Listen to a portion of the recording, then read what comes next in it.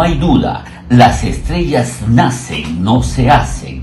Después de escuchar a esta niña, podemos decir que ha nacido una estrella. ¿Sabes quién es? Su nombre es Kiara y es hija de una conocida animadora de televisión.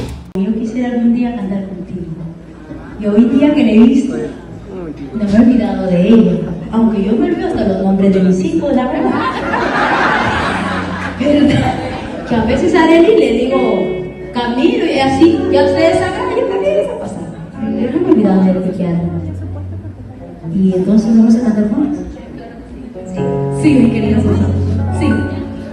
Según nos enteramos, la pequeña Kiara es hincha de Susan Ochoa y aprovechó uno de sus shows en Lima para ir en su busca y hacer realidad su sueño de cantar a su lado.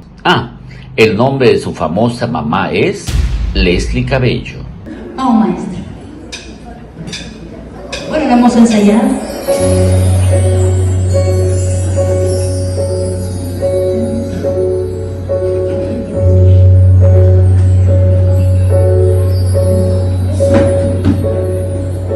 Me miro al espejo y veo los marcos en mi piel de tu amor, en mi ser, de mi dolor.